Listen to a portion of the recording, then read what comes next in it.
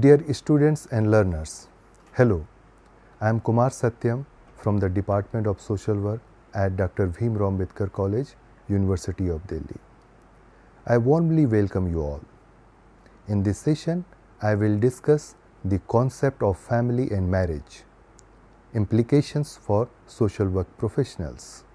The learning outcomes are: define the institution of family and marriage, describe the changes that took place in family and marriage, factors that influence family and marriage changes, discuss the implications of social work professionals. First, I will discuss the institutions of family. The family is basic social unit, typically made up of parents and their children. In certain cultures, it might include members of the same lineage, either paternal or maternal, or a group of relatives and their dependents who live together. This defines the structure of the family. Another key feature of family is shared residence, at least for some time. Families also involve relationship based on mutual rights and responsibilities among members. Additionally, the family plays a vital role in socializing individuals. These features distinguish it from other social units. Now, types of family. The family usually includes two main kinship relationships: between parents and children and between siblings. In India, families are usually divided into nuclear or joint families. A nuclear family consists of a man, his wife, and their unmarried children. A joint family includes several nuclear families and other relatives living together. The term extended family refers to families that expand parent-children ties. For example, a patrilineal family based on the father-son bond, or a matrilineal one based on the mother-daughter bond. Extended families may also grow sideways, including brothers, their wives, and children. These are known as fraternal or collateral families. In India, joint families often share property and are legally recognized as a Hindu undivided family led by a Karta, the eldest male.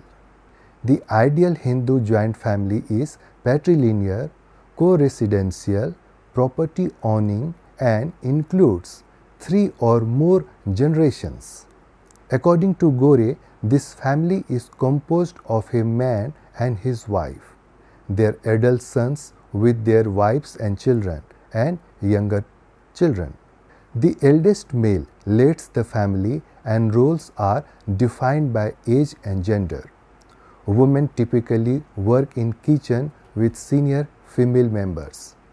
Younger members must respect elders and rarely challenge their authority.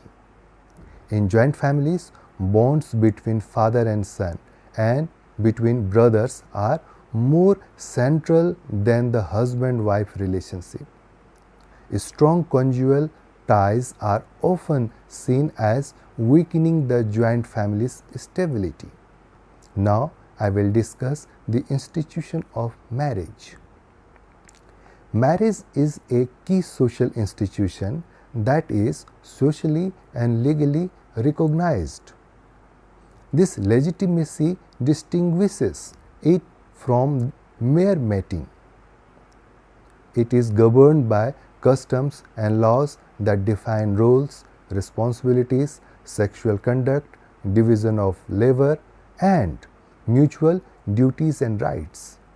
Marriage is shaped by the rules of endogamy, marriage within a group, and exogamy, marriage outside a group. The universal incest taboo divides people into two groups: blood relatives with whom marriage is forbidden and other who are considered potential partners. These categories are socially constructed and vary across cultures, but the distinction itself is universal. Children born within marriage are seen as legitimate, which is important for inherent and family lineage. Thus, marriage is not just a sexual satisfaction. It is a cultural system to sustain families and societies. In India, religious texts outline the roles and purposes of marriage. For Hindu, it is socio-religious duty with three main goals: dharma, duty; pragya, progeny; and rati, pleasure. For Muslim, marriage is moral obligation. Christianity also deeply value marriage, focusing on mutual supports and shared responsibility between spouses. Changes in family and marriages. Family and marriage in India have undergone significant changes due to various interconnected factors such as economic, educational, legal, and demographic. These factors have impacted different groups in different ways over time. Let's explore them individually, keeping in mind their combined influence on family life. Factors influencing change in family and marriage in India. The first factor is economic factor. The growth of the market economy, the new job opportunities, and advancement in transport and communication have played a major role in weakening joint family system. After independence, occupational options expanded further. The constitutions focus on gender equality and integrating women into the workforce encouraged more women to take up employment. In families where both men and women work, the roles and relationship between the husband have also changed. The British promoted cash-based transactions for tax collection and introduced new types of jobs, encouraging people to leave traditional occupations and move to urban areas. This often led to living away from their ancestral home. Married individuals sometimes took their immediate families or a few relatives with them. After independence, occupational options expanded further. The constitutions focus on gender equality and integrating women into the workforce encouraged more women to take up employment. In families where both men and women work, the roles and relationships within the household have also changed. Educational factor. Higher education opportunities expanded significantly, and people from all castes and communities could access them. Those exposed to English education, especially its liberal, individualistic, and humanitarian ideas, began to question traditional Hindu customs such as child marriage, denying women's education, and women's lack of property rights. Educated young men began to delay marriage and preferred marrying educated women. College-educated women were expected to influence family decisions more meaningfully than uneducated women. Legal factors. Laws related to employment, education, marriage, and property brought major changes to the family system. Labor laws such as the Workmen's Compensation Act, Minimum Wage Act have reduced economic dependence on joint families. The Hindu Gains of Learning Act declared that property earned through the education was personal, even if the family funded the education, thus distinguishing between self-earned and family property. In 1937, a law was passed that gave women limited rights over their husband's property after his death, but it passed to his heir after her lifetime. Urbanization. Urbanization has significantly changed family life in India. It involves people moving from villages to cities and shifted from farming to non-agricultural jobs. Urban living brings higher population density, diverse and specialized occupations, and better access to education and health care. However, it is also leads to limited living space, impersonal relationship, and anonymity.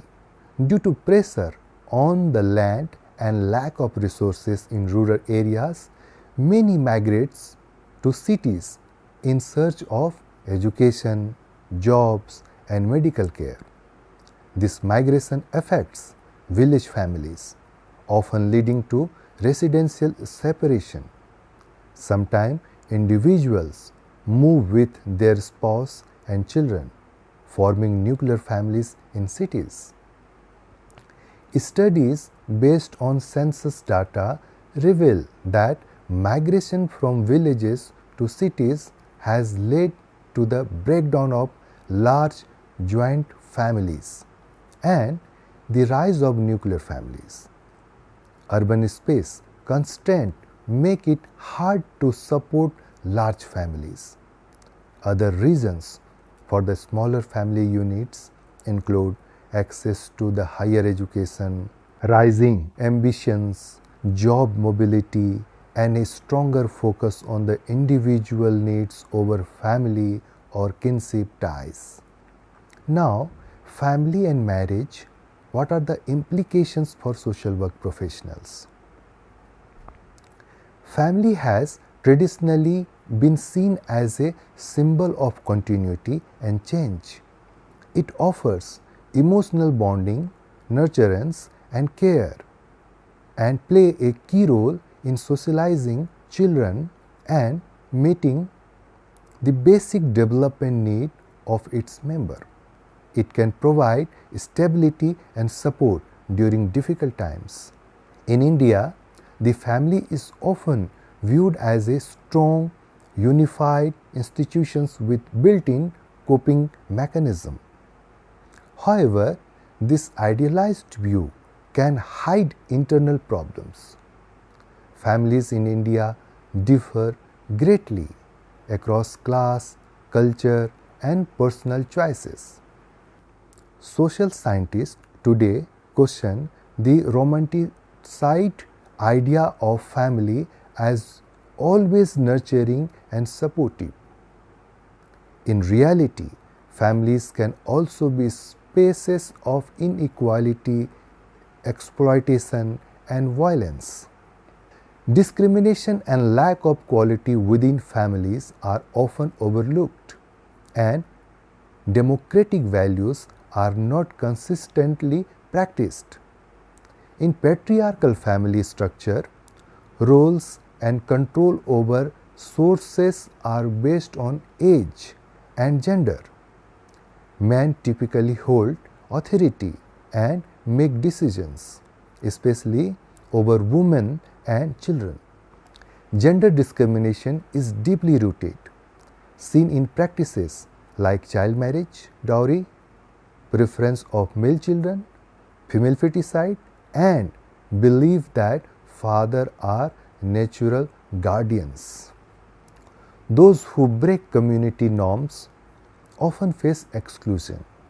Patriarchy also drives patrilineality and patrilocality, distancing women from their natal homes after marriage. Women rarely own the home they manage. If widowed, deserted, or divorced, many are left without support from their marital and natal families. Even in matrilineal societies, power often rests with men. Marriage and childbirth are seen as essential for family life. So, non-traditional arrangements like unmarried couples and single parents families are often not accepted as normal. The family rarely promotes democratic values. Instead, it often teaches inequality based on gender and age. From childhood, girls are taught to be submissive and dependent.